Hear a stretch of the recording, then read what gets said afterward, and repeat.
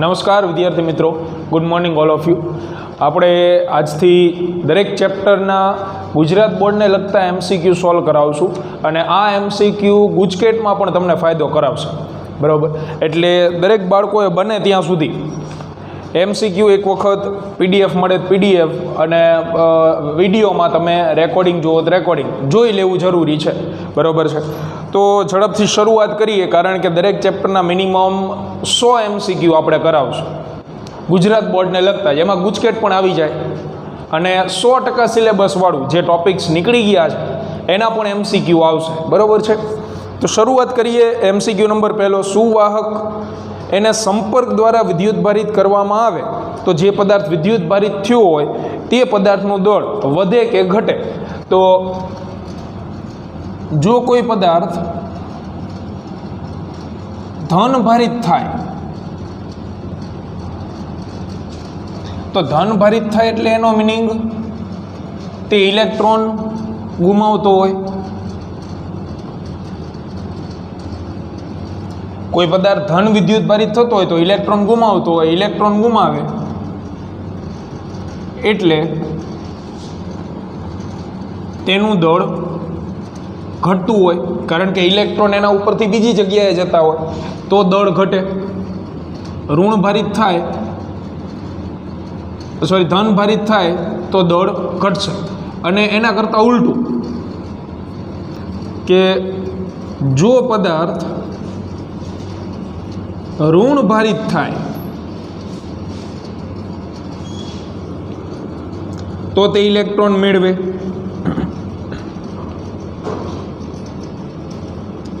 અને ઇલેક્ટ્રોન મેળવે એટલે એનો મિનિંગ તેનું દળ વધતું હોય. તો અહીંયા આપણને એવી કોઈ ચોખવટ નથી કરેલી કે પદાર્થ ધન ભારિત થાય છે કે ઋણ ભારિત, ખાલી એટલું કીધું કે વિદ્યુત ભારિત થાય છે, એટલે ઓપ્શન આવશે સી.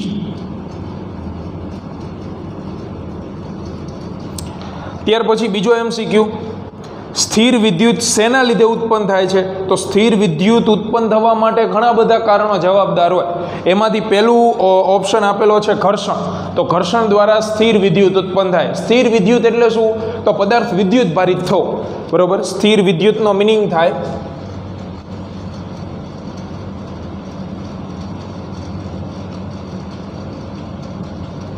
પદાર્થ વિદ્યુત ભારિત થવું. તો પદાર્થ શેના દ્વારા વિદ્યુત ભારિત થાય? પહેલો ઓપ્શન ઘર્ષણ દ્વારા થઈ શકે. પ્રેરણ, પ્રેરણ એટલે વિદ્યુત ભારોની વહેંચણી. વહેંચણી દ્વારા પણ પદાર્થ વિદ્યુત ભારિત કરી શકાય છે. સંપર્ક વગરની રીતમાં આપણે ભણી ગયેલા હતા, બરોબર. એના બીજા છેડે તમે અર્થિંગ આપી દો તો તે છેડે રહેલા ઇલેક્ટ્રોન્સ જમીનની અંદર ઉતરી જાય છે, એટલે પ્રેરણ દ્વારા પણ થાય. વિદ્યુત વહન દ્વારા વિદ્યુત ભારિત ન થાય. વિદ્યુતનું વહન થતું હોય વિદ્યુત ભારિત ન થાય, એટલે આમાં આન્સર મળશે ઓપ્શન ડી, ઘર્ષણ અને પ્રેરણ બંને દ્વારા. Option D. પ્રશ્ન નંબર 3, કોઈ વ્યક્તિના સૂકાવાળમાં ઘસેલો કાંસકો નાના કાગળના ટુકડાને આકર્ષે છે, કારણ? તો પહેલો ઓપ્શન, કાંસકો સુવાહક છે, બિલકુલ નહીં, કાંસકો પ્લાસ્ટિક અથવા લાકડાનો બનેલો. બીજો, કાગળ સુવાહક છે, બિલકુલ નહીં. ત્રીજો, વિદ્યુત ભારિત કાંસકાથી કાગળના પરમાણુઓ પોલરાઇઝ થાય છે. પોલરાઇઝ થવું એટલે ધ્રુવીભૂત થવું. અને ચોથું, કાંસકો ચુંબકનો ગુણધર્મ પ્રાપ્ત કરે છે. તો પહેલો, બીજો અને ચોથા ઓપ્શનમાં કોઈ લોજિક છે નહીં, એટલે આમાં જવાબ આવશે ઓપ્શન સી. એમાં શબ્દ છે પોલરાઇઝ. પોલેરાઇઝ થવું એટલે ધ્રુવીભૂત થવું, અને એનો સૌથી સાદો મિનિંગ થાય વિદ્યુત ભારનું પ્રેરણ. કારણ કે ધ્રુવીભૂત કોઈ પદાર્થ થતો હોય તો એમાં રહેલા ધન અને ઋણ વિદ્યુત ભારો છૂટા છૂટા ગોઠવાઈ જતા હોય, બરાબર. એને કહેવાય પોલેરાઇઝેશન અથવા ધ્રુવીભવન. તો એને આપણે સાદી ભાષામાં કહીએ છીએ વિદ્યુત ભારનું પ્રેરણ. તો આમાં જવાબ આવશે ઓપ્શન સી. ચોથો, અલગ રાખેલા બે વિદ્યુત ભારો વચ્ચે વિદ્યુત બળ લાગે છે, કારણ કે વિદ્યુત ભાર એ દ્રવ્યનો આંતરિક ગુણધર્મ છે. આપણે ચેપ્ટર 1ના પહેલા લેક્ચરમાં જ કીધેલું છે કે વિદ્યુતભાર એ બાહ્ય ગુણધર્મ નથી. વિદ્યુતભાર જે તે પદાર્થનો આંતરિક ગુણધર્મ છે. એમાં તે પદાર્થની ઇલેક્ટ્રોન રચના આવી ગઈ, પરમાણુ આવી ગયા, ન્યુક્લિયસ આવી ગયું, બધું આવી જાય એટલે આંતરિક ગુણધર્મ. MCQ નંબર 5, સુવાહક પર કોઈ વિદ્યુતભારને મૂકવામાં આવે તો કોઈ પણ સુવાહક હોય એની અંદર વિદ્યુતભારની વહેંચણી પહેલેથી થયેલી જ હોય છે. અંદર ન્યુક્લિયસ હોય, પરમાણુ હોય, એટલે તમે કોઈ પણ સુવાહકને વિદ્યુતભારિત કરો, સુવાહકને વિદ્યુતભારિત કરતા વિદ્યુતભાર માત્ર સપાટી પર જ જોવા મળે.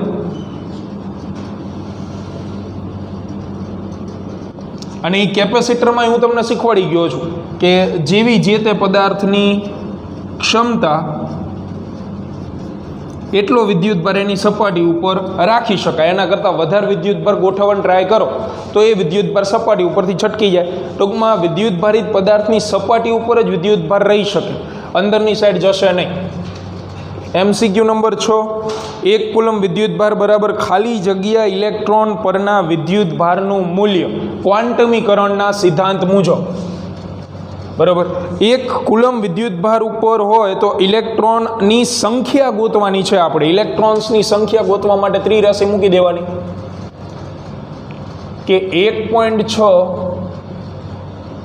10⁻⁹ કુલમ વિદ્યુતભાર હોય તો એને 1 ઇલેક્ટ્રોન એના ઉપરનો વિદ્યુતભાર ગણી શકાય. તો આપણને અહીંયા કેટલો કુલમ વિદ્યુતભાર કીધો છે? 1 કુલમ વિદ્યુતભાર કીધો છે. તો ઇલેક્ટ્રોન્સની સંખ્યા કેટલી? એટલે Q બરાબર NE પરથી N બરાબર Q/2 રીતે થઈ શકે. ત્રિરાશિથી એ થાય, આ સૂત્ર ઉપરથી પણ થશે. એટલે તમને ઇલેક્ટ્રોન્સની સંખ્યા મળશે. તો આ તમારે જાતે ગણી લેવાનો રહેશે. 1/6 આવશે 1.6 10⁻⁹ જે પણ મળે એ તમને ઇલેક્ટ્રોન્સની સંખ્યા મળશે. MCQ નંબર 7, કુદરતમાં અલગ કરેલા તંત્ર પરના વિદ્યુતભારનું મૂલ્ય હંમેશા કેટલું હોય? તો Q બરાબર NE પરથી કોઈ પણ પદાર્થ ઉપરના વિદ્યુતભારનું મૂલ્ય ઓપ્શન પ્રમાણે તમે વિચારો તો વિદ્યુતભારના ક્વાન્ટમીકરણના વિધાન બને છે. અને એ ક્વાન્ટમીકરણના વિધાન મુજબ મૂળભૂત વિદ્યુતભારના પૂર્ણ ગુણાંક સ્વરૂપે હોય.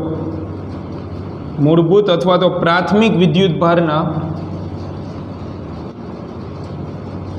પૂર્ણ ગુણાંક સ્વરૂપે જોવા મળે. એટલે આમાં તમને ઓપ્શન મળશે ઓપ્શન C. બરાબર,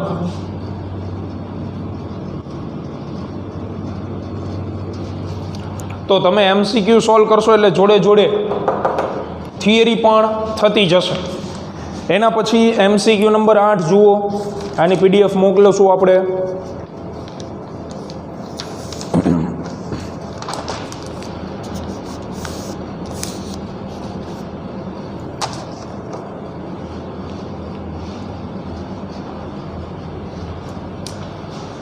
MCQ નંબર 8,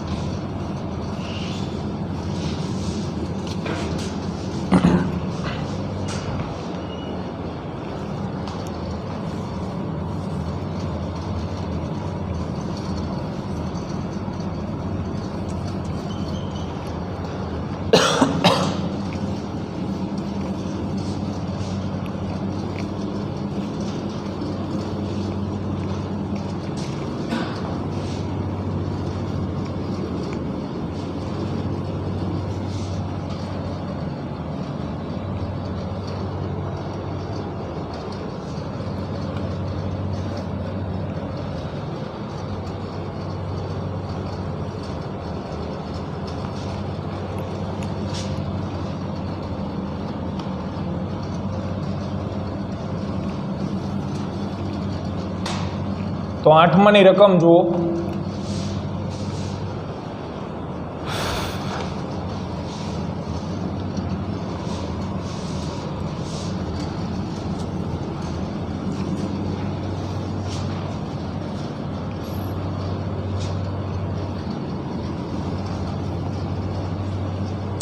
એને સોલ્વ કરીએ આપણે. તો ધન વિદ્યુત ભારિત સળિયાને તટસ્થ સુવાહક પદાર્થની નજીક લાવીએ તો સુવાહક પદાર્થ ખાલી જગ્યા બને. તો ઓપ્શન એ ધન વિદ્યુત ભારિત થશે, બીજો ઓપ્શન ઋણ વિદ્યુત ભારિત થશે, તટસ્થ રહેશે કે આમાંથી એક પણ નહીં. તો જે વિદ્યાર્થીએ સંપર્કવાળા અથવા સંપર્ક વગરના વિડીયોઝ જોયા હોય તો એમાં આપણે ઋણ વિદ્યુત ભારિત સળિયાને લાવતા હતા નજીક. આ રીતે પહેલાં એક તટસ્થ પદાર્થ લેતા હતા,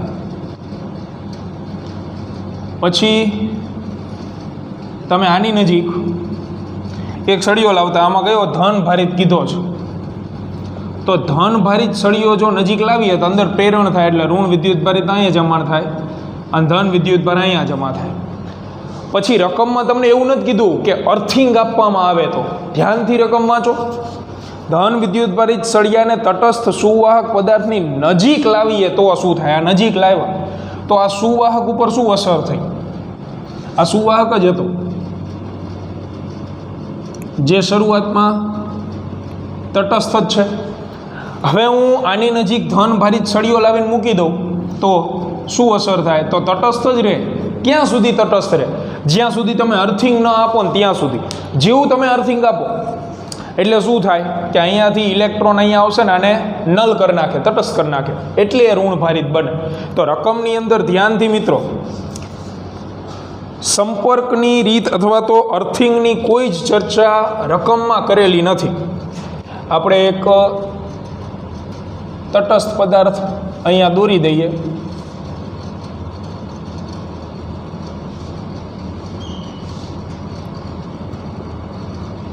વિદ્યુતની દ્રષ્ટિએ તટસ્થ સુવાહક.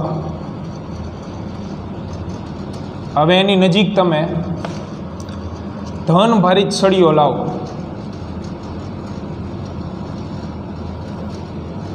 તો ધન ભારિત સળિયો જો એની નજીક મૂકવામાં આવે તો એ પોતે તટસ્થ જ રહેશે, કારણ અર્થિંગની ચર્ચા કરેલી નથી. એટલે અહીંયા જમા થઈ જશે બધો ઋણ ભાર, અહીંયા ધન ભાર. એટલે હજી વિદ્યુતની દ્રષ્ટિએ તો એ તટસ્થ જ છે, પણ જેવું તમે અર્થિંગ આપો, બરાબર, અર્થિંગ આપી દો તો એ પદાર્થ જે છે એ ઋણ ભારિત બની જાય. પણ આમાં અર્થિંગ નથી કીધું એટલે આમાં જવાબ આવશે ઓપ્શન સી. ત્યાર પછી 9મો MCQ. કોઈ પણ પદાર્થને ધન વિદ્યુત ભારિત બનાવવા માટે શું કરવું પડે? સીધી બાબત છે. ધન ભારિત બનાવવા માટે ઇલેક્ટ્રોન દૂર કરવા પડે, તેના પરથી ઇલેક્ટ્રોન્સ દૂર કરવા પડે.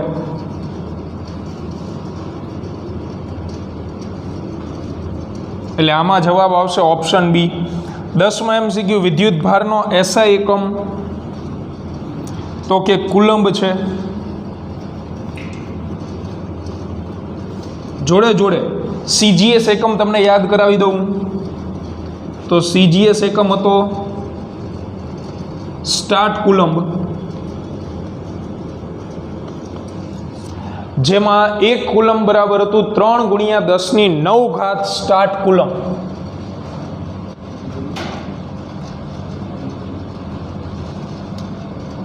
બરાબર. એટલે એક વખત રિફર કરી લેવું. CGS એકમ પણ પૂછાતો. MCQ number 11. સમાન ત્રિજ્યા અને સમાન દ્રવ્યમાંથી બનાવેલા ગોળીય કવચ અને નક્કર ગોળાને મહત્તમ ક્ષમતા સુધી વિદ્યુત ભારિત કરવામાં આવે જો તેમના પરના વિદ્યુત ભારના મૂલ્યો અનુક્રમે Q1 ને Q2 હોય તો નીચેનામાંથી કયો ઓપ્શન સાચો છે? એટલે સમાન ત્રિજ્યા અને સમાન દ્રવ્ય. પહેલી વસ્તુ તો સમાન ત્રિજ્યા અને દ્રવ્ય. એટલે ત્રિજ્યા બેની સમાન છે, મટીરિયલ પણ બંનેનું એક જ સરખું છે, આકાર બે અલગ અલગ છે. એક છે કવચ અને એક છે નક્કર ગોળો. આ ધારો કે આપણે કવચ લઈએ. કવચ એટલે કોણ? ફૂટબોલનો અથવા તો બાસ્કેટબોલનો દડો. આ છે કવચ, જે આપણે જાણીએ છીએ કે અંદરથી પોલું હોય. અને આ એ જ સાઈઝનો નક્કર ગોળો. નક્કર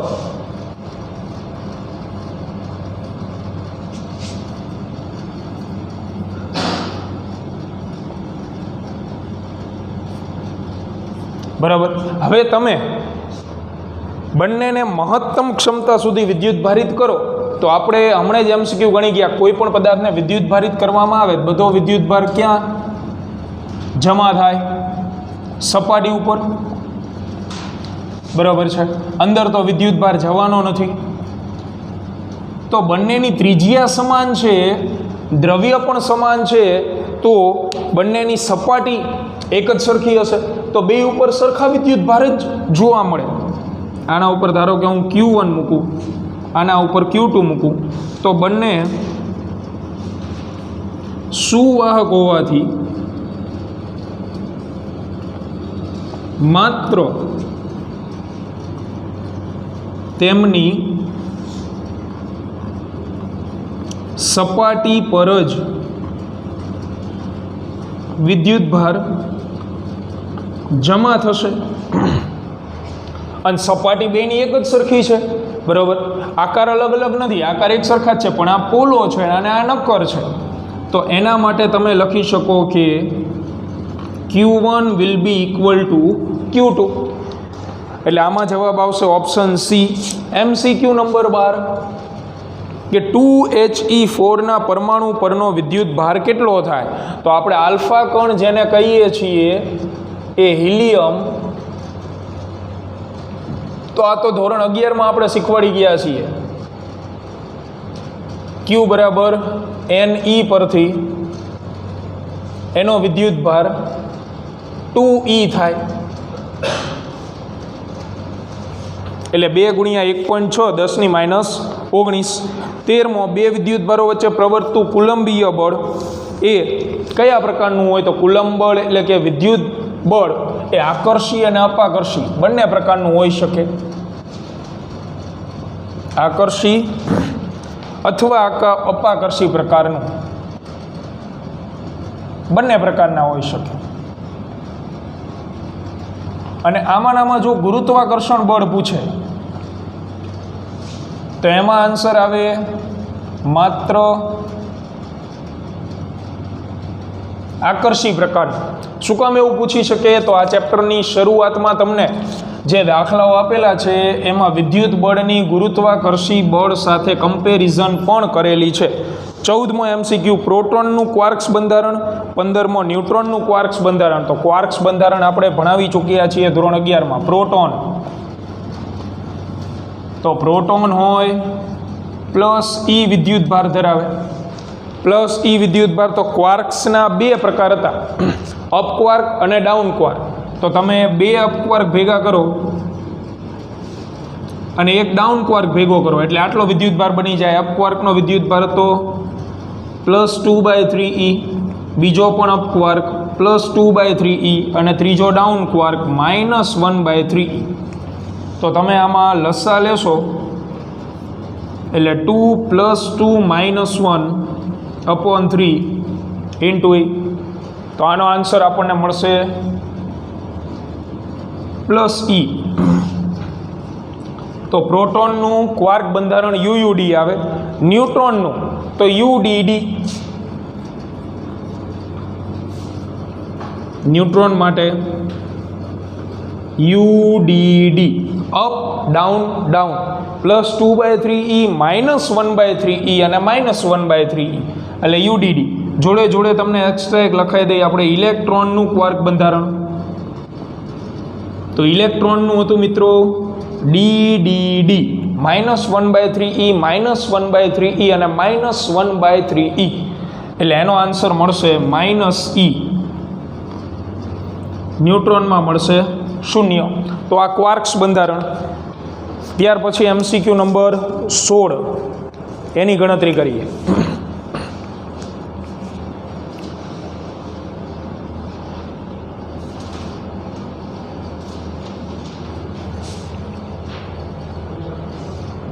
આડી કરી નાખો આડી.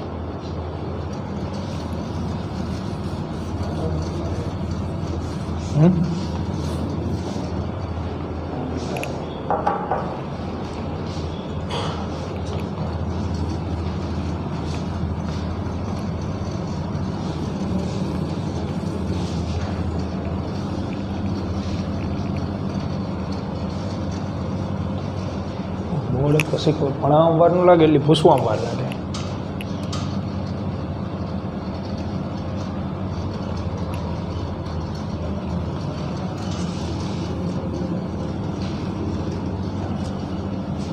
ત્યાર પછી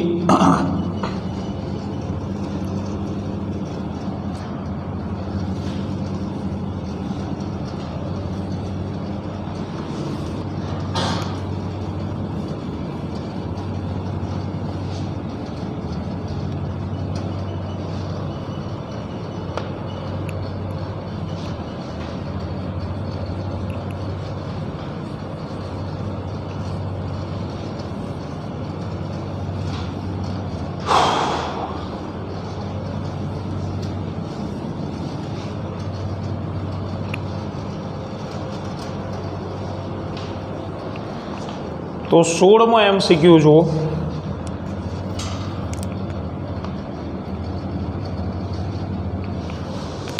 એની અંદર યોગ્ય પદાર્થોને ઘસવાની ક્રિયામાં, તો આમાં કોઈ પણ પદાર્થ બે પદાર્થ વચ્ચે ઘર્ષણની પ્રક્રિયા થતી હોય તો આપણે હમણાં જ એક MCQ સોલ્વ કર્યો આમાં કે વિદ્યુતભાર, સ્થિર વિદ્યુતભાર ઉત્પન્ન થવા માટે જવાબદાર શું છે? ઘર્ષણ.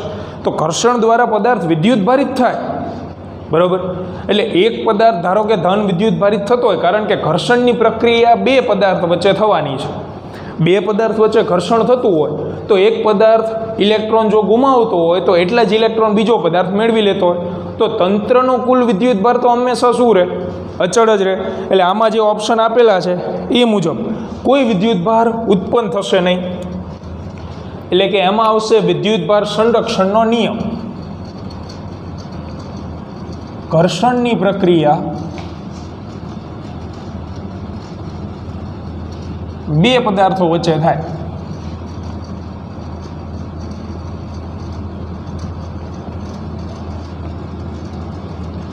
તો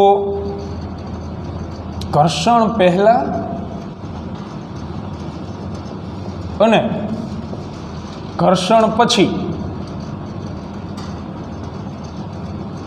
જે બે પદાર્થ વડે તંત્ર બને છે, બે પદાર્થ છે એટલે તંત્ર શબ્દ વાપરવો પડે.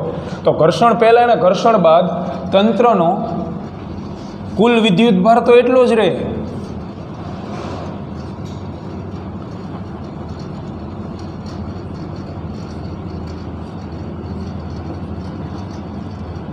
બરાબર છે. આપણે જ્યારે રિવિઝન કરાયું ત્યારે ઉદાહરણ આપેલું હતું. ઉદાહરણમાં હતું કાચનો સળિયો અને રેશમનું કપડું.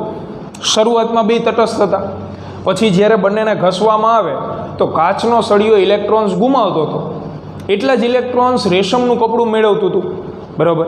એટલે જેટલો ધન ભારિત કાચનો સળિયો બને એટલું જ ઋણ વિદ્યુત ભારિત રેશમનું કપડું બનતું હતું.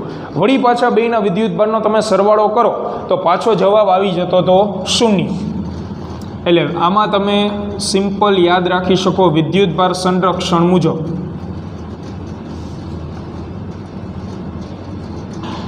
કોઈ પણ નવો વિદ્યુતભાર ક્યારેય ઉત્પન્ન થતો નથી અને કોઈ જૂના વિદ્યુતભારનો નાશ થતો નથી.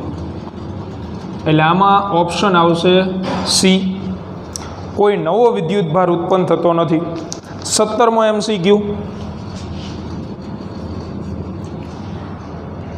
એક પદાર્થ ઉપર -2 માઇક્રોકુલમનો વિદ્યુતભાર છે. જો તેના પર 2.5 10 પ્રોટોન્સ પહેલેથી હોય તો તે પદાર્થ ઉપર હવે કેટલા ઇલેક્ટ્રોન્સ હશે?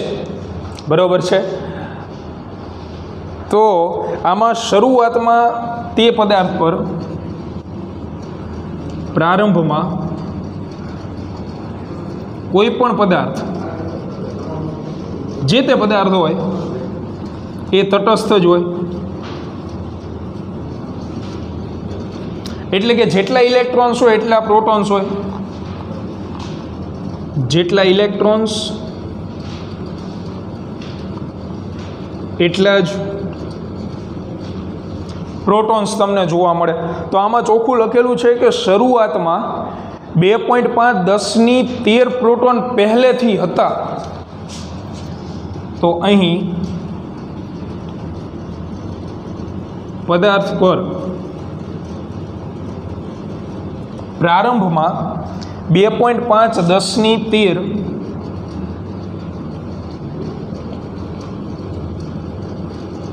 પ્રોટોન્સ હતા જ.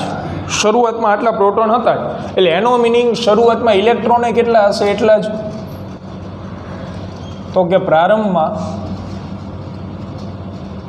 તે પદાર્થ પર હાજર ઇલેક્ટ્રોન્સ તો કે 2.5 10^13 આટલા ઇલેક્ટ્રોન્સ શરૂઆતમાં હાજર હોય. કારણ કે શરૂઆતમાં તો જે તે પદાર્થ તટસ્થ હોય, એટલે જેટલા ઇલેક્ટ્રોન એટલા પ્રોટોન, આટલા પ્રોટોન હતા તો એટલા ઇલેક્ટ્રોન શરૂઆતમાં હશે. પ્રારંભમાં વાત છે. હવે પદાર્થ બની ગયો ઋણભારિત. હવે પદાર્થ ઋણભારિત બની ગયો એટલે એના ઉપર નવા ઇલેક્ટ્રોન આવતા હશે. એટલે આટલા ઇલેક્ટ્રોન તો શરૂઆતમાં હતા જ, અને બીજા ઇલેક્ટ્રોન એના ઉપર આવશે. અથવા તમે એવું ગણી શકો પ્રોટોન એ ગુમાવતો હોય. પ્રોટોનને પણ આપલે થતી નથી. કોઈ પણ બે પદાર્થ જ્યારે વિદ્યુત ભારિત થતા હોય તો એમના વચ્ચે માત્ર ને માત્ર ઇલેક્ટ્રોન્સની લેવડ દેવડ થાય. પ્રોટોન પોતાનું સ્થાન મૂકીને ક્યાંય જતા નથી ન્યુક્લિયસમાંથી. એટલે હવે પદાર્થ ઋણભારિત બને છે. પદાર્થ પર -2 માઇક્રોકુલમ વિદ્યુત ભાર થાય, એટલે કે પદાર્થ પોતે ઋણ ભારિત બને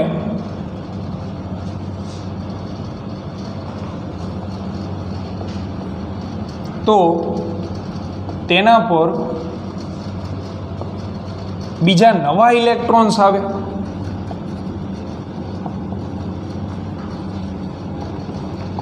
હવે કેટલા નવા ઇલેક્ટ્રોન્સ આવે છે એ ગોતવા માટે આપણે ઉપયોગ કરી શકીએ ક્વોન્ટમીકરણનો. Q = NE ઉપરથી ક્યુની જગ્યાએ લખી શકાય વિદ્યુત ભારનું મૂલ્ય જે છે 2 × 10⁻⁶. n ઈની જગ્યાએ 1.6 10⁻19. તો આના ઉપરથી તમે એનની કિંમત ગોતી શકો. એનની કિંમત તમે જો મેળવશો એટલે 2/1.6 કરી જોઈએ આપણે.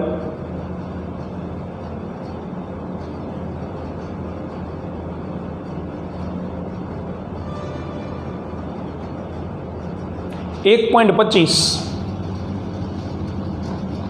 ગુણ્યા 10ની તો -19 છેદમાં છે ઉપર આવશે એટલે 19 - 6 એટલે 13 એટલે આટલા તો નવા ઇલેક્ટ્રોન્સ આવશે પદાર્થ ઉપર. કારણ કે નવા ઇલેક્ટ્રોન એના ઉપર આવે તો જ પદાર્થ કેવો બનશે? ઋણ વિદ્યુત ભારિત. અને પ્રારંભમાં કેટલા ઇલેક્ટ્રોન હતા? તો 2.5 10⁻13 હતા. નવા આટલા આવી ગયા. તેથી કુલ ઇલેક્ટ્રોન્સની સંખ્યા બેનો સરવાળો એટલે 2.5 10⁻13 વત્તા 1.25 10⁻13. તો જવાબ મળશે 3.75 10⁻13.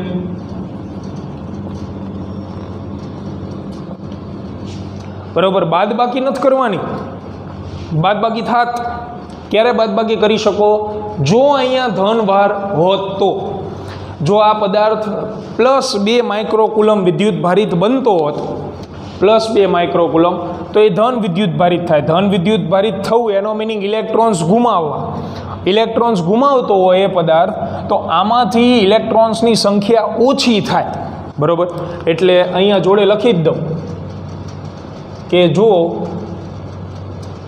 +2 માઇક્રોકુલમ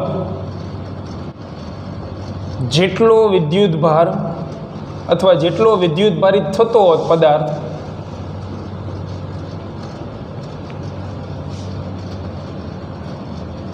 પ્લસ 2 માઇક્રોકુલમ જેટલો પદાર્થ વિદ્યુત ભારિત થતો હોત તો તે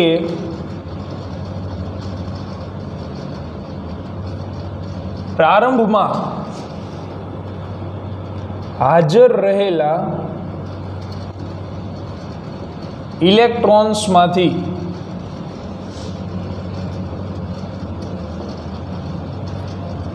અમુક ઇલેક્ટ્રોન્સ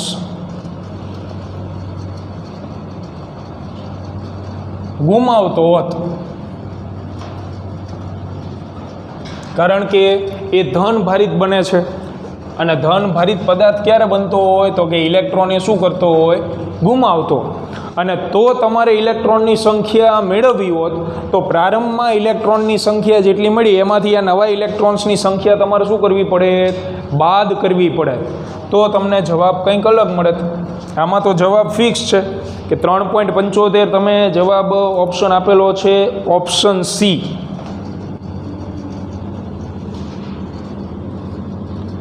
પણ જો ધન ભારિત હોત તો જવાબ આવે કંઈક અલગ. એટલે પછી હાજર ઇલેક્ટ્રોનની સંખ્યા જોતી હોય તો પ્રારંભમાં જે છે 2.5 10^13 એમાંથી આ નવા ઇલેક્ટ્રોન્સ જે આપણને મળ્યા, કેટલા નવા મળે છે, 1.25 10^13 એ બાદ કરવા પડે. બાદ કરવાનું કારણ શું, તો કે ઇલેક્ટ્રોન એ મેળવતો નથી, ગુમાવે છે.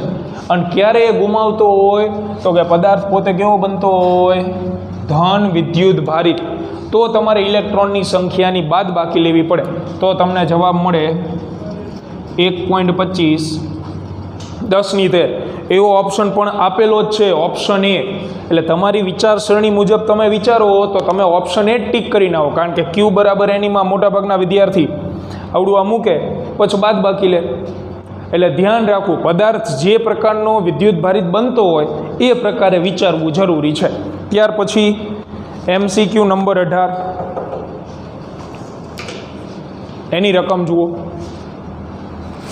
18માં MCQ સોલ્વ કરી. સૂકાવાળમાં પ્લાસ્ટિકનો કાંસકો ઘસતા, તો આ પ્રાયોગિક તારણ છે, એટલે આમાં તો બીજું કંઈ આપણે ચર્ચા કરવાની રહેતી નથી. પ્રાયોગિક તારણ પ્રમાણે સૂકાવાળ ઇલેક્ટ્રોન ગુમાવશે. થઈ ગયું.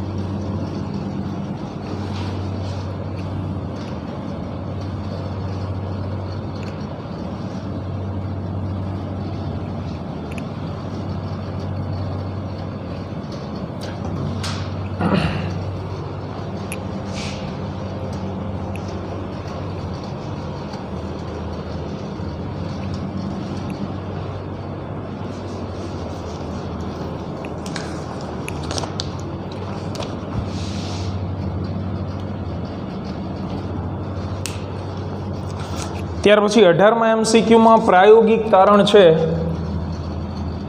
એટલે એમાં બીજી કોઈ દલીલ આવતી નથી. પ્રાયોગિક રીતે જ્યારે કાંસકાને વાળ સાથે ઘસવામાં આવે તો જે વાળ છે એ ઇલેક્ટ્રોન ગુમાવશે અને કાંસકો ઇલેક્ટ્રોન મેળવશે. એટલે એમાં જવાબ આવશે ઓપ્શન બી.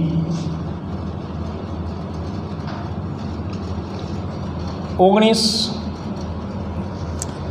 કાચના સળિયા સાથે રેશમના કપડાને ઘસતા રેશમનું કપડું 320 નેનોકુલમ ઋણ ભારિત થાય છે, તો કાચનો સળિયો કેટલા ઇલેક્ટ્રોન ગુમાવશે? Q બરાબર NE પરથી ક્યુની જગ્યાએ 320 નેનો એટલે 10⁻9 ઘાત એન ઈની જગ્યાએ 1.6 10⁻19 તેથી એન બરાબર 320 10⁻9 ભાગ્યા 1.6 10⁻19 આના ઉપરથી ગણતરી કરીને મેળવી લેવું. ત્યાર પછી 20મો MCQ. 1 માઇક્રોગ્રામ ઇલેક્ટ્રોન પરનો વિદ્યુતભાર ખાલી જગ્યા ગણાય. 1 માઇક્રોગ્રામ ઇલેક્ટ્રોન પરનો. તો હવે આમાં ઇલેક્ટ્રોનનું દળ જે છે એ આપેલું છે, એટલે દળ વિરુદ્ધ વિદ્યુતભારની ત્રિરાશિ મુકાય. કારણ કે ત્રિરાશિ મુકતા મેં તમને શીખવાડેલું છે, જે મેળવવાનું હોય એ જમણી બાજુ હોય, જેના પરથી મેળવવાનું હોય એ ડાબી તરફ. તો દળ વિરુદ્ધ વિદ્યુતભારની ત્રિરાશિ. ભાઈ ઇલેક્ટ્રોનનું દળ 9.11 10⁻31 કિલોગ્રામ છે. આટલું દળ ઇલેક્ટ્રોનનું છે, ત્યારે એના ઉપરનો વિદ્યુતભાર ગણાય 1.6 10⁻19 કુલમ. બરાબર. તો આપણને કેટલા ઇલેક્ટ્રોન પરનું કીધું છે? 1 માઇક્રોગ્રામ. માઇક્રો એટલે 10⁻6. માઇક્રો એટલે 10⁻6 અને ગ્રામને કિલોગ્રામમાં ફેરવીએ એટલે 10⁻3 બીજી, એટલે 10ની થઈ જશે -9. એટલે આ મેં 1 માઇક્રોગ્રામ બરાબર લખેલું છે. એટલે માઇક્રોને અમુક વિદ્યાર્થી ફેરવે અને ગ્રામને ભૂલી જાય, એટલે ધ્યાન રાખવું. તો એના ઉપરનો વિદ્યુતભાર કેટલો?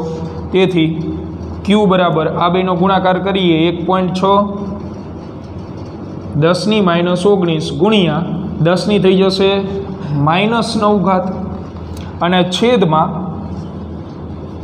9.11 10⁻31 મેળવી લેવું કેલ્સીની અંદર. MCQ number 21. કોઈ પદાર્થને ઘસીને વિદ્યુતભારિત કરવામાં આવે તો વજનમાં શું ફેરફાર થાય? અગાઉ આવી ગયું, વધે અથવા તો ઘટે. કારણ કે આમાં પણ કોઈ જ પ્રકારનો ઉલ્લેખ નથી કે પદાર્થ ધન ભારિત બને છે કે ઋણ ભારિત બને છે. 22મો 75 કિલોગ્રામ દળ ધરાવતા ઇલેક્ટ્રોન્સ પરનો વિદ્યુતભાર કેટલો થાય? સેમ પ્રકારની ત્રિરાશિ.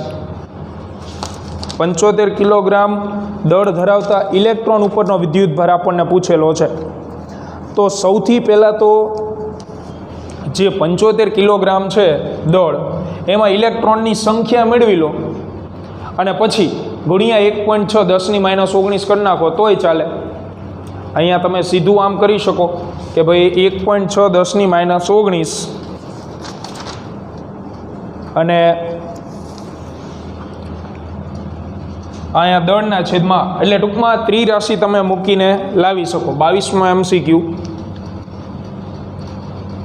અત્યારે જે ગણી ગયા ને એ મુજબ MCQ 20 મુજબ જાતે મેળવી જુઓ.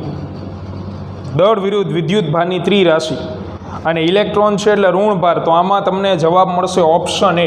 જવાબ કહી દઉં છું,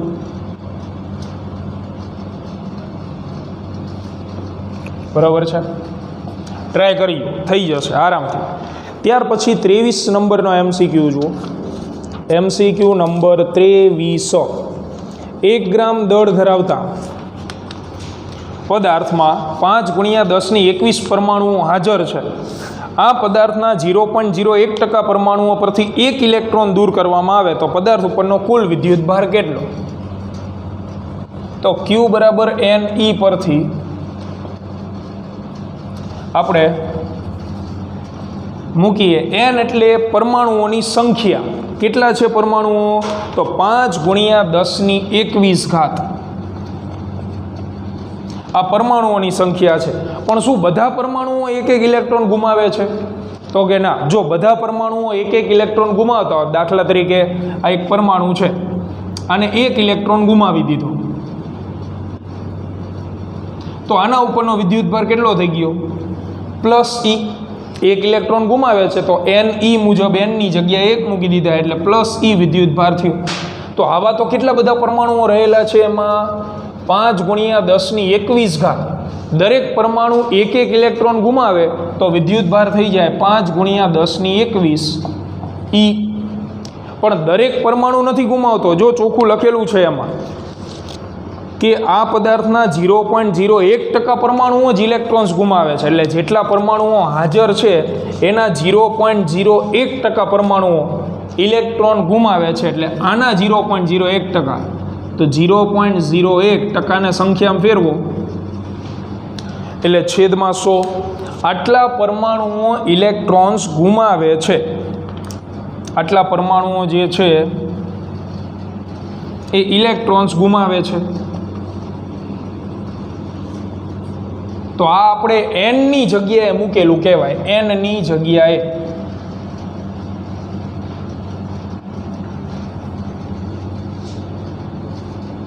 બાજુમાં E તો આવે છે, બરોબર છે, ઇન્ટુ E.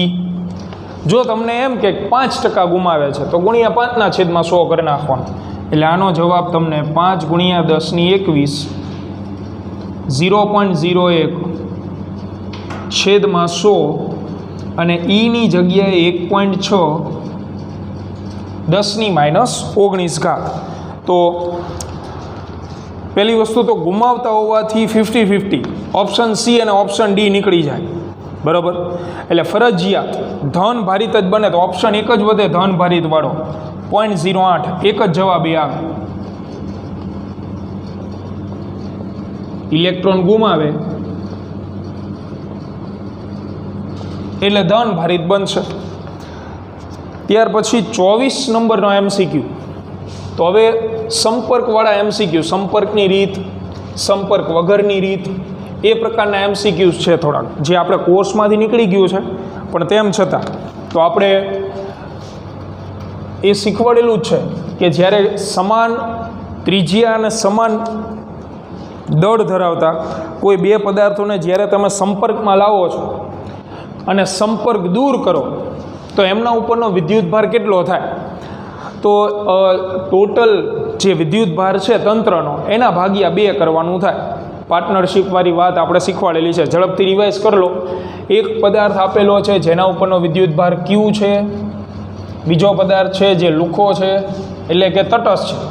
વિદ્યુતભારની દ્રષ્ટિએ તેના ઉપર કોઈ પણ પ્રકારનો વિદ્યુતભાર જમા નથી, એટલે બંને ભાઈબંધ છે.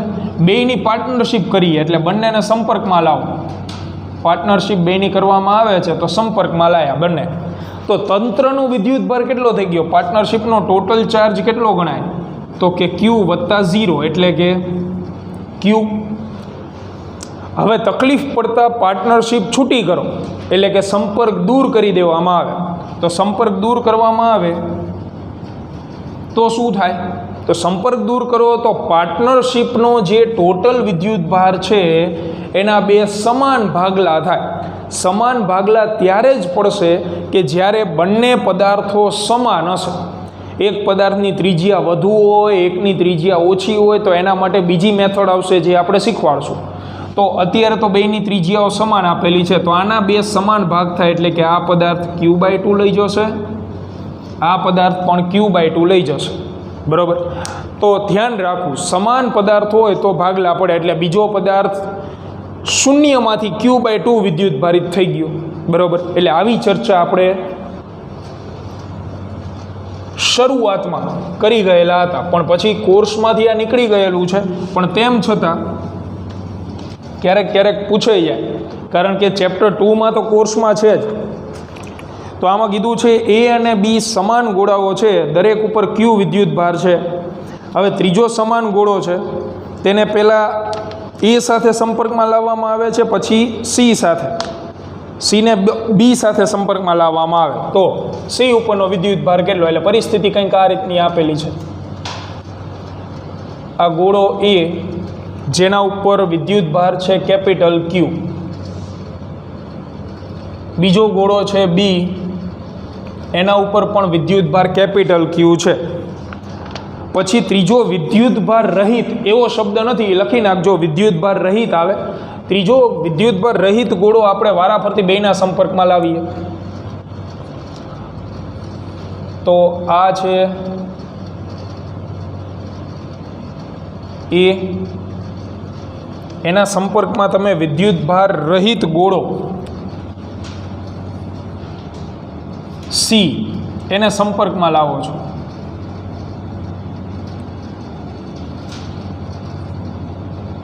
જેના ઉપર કોઈ વિદ્યુતભાર નથી, આ સંપર્કમાં લાવી દીધો. અને હવે તમે થોડાક સમય પછી સંપર્ક છૂટો કરો બેયનો, સંપર્કમાં લાવતા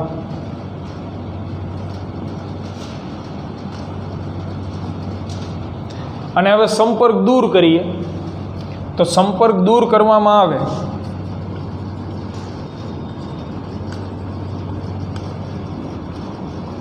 તો અત્યારે તંત્રનો કુલ વિદ્યુતભાર કેટલો થયો?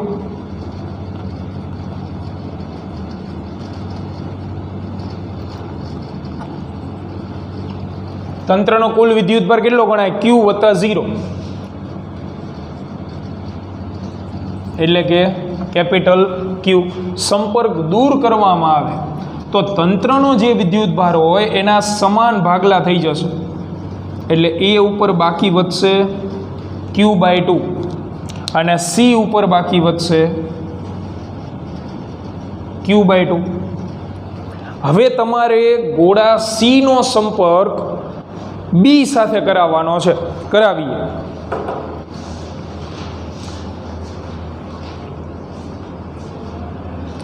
C નો સંપર્ક B સાથે કરાવવાનો છે આપણે.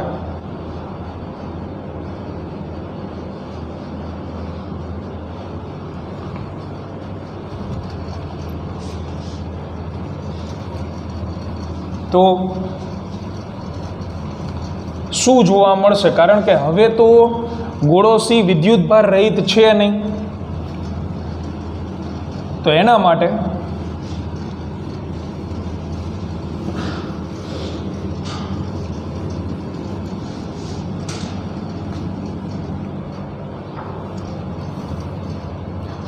હવે B અને C નો સંપર્ક કરાવીએ તો આ ગોળો B જેના ઉપર Q વિદ્યુતભાર છે, સંપર્ક કરાવતા કોના સાથે સંપર્કમાં લાવવાનો છે? એને C સાથે. હવે C ઉપર વિદ્યુતભાર થઈ ગયો છે Q/2, તેથી તંત્રનો કુલ વિદ્યુતભાર, તો મિત્રો હવે તંત્રનો કુલ વિદ્યુતભાર કેટલો ગણાય? Q વત્તા Q/2, એટલે કે 3Q/2. આ તંત્રનો કુલ વિદ્યુતભાર જેમ અહીંયા હતો Q, જે તંત્રનો વિદ્યુતભાર છે એના બે સરખા ભાગલા કરો એટલે 3Q/2 ના બે સમાન ભાગ થશે.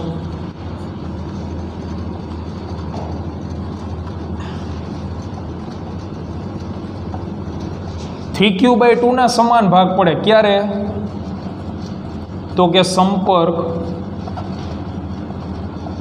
દૂર કરવામાં આવે ને ત્યારે. તો સંપર્ક દૂર કરો હવે બંનેનો, એટલે B ઉપર બાકી વધશે 3Q/2 ના બે સરખા ભાગલા એટલે 3Q/4 અને C ઉપર વધશે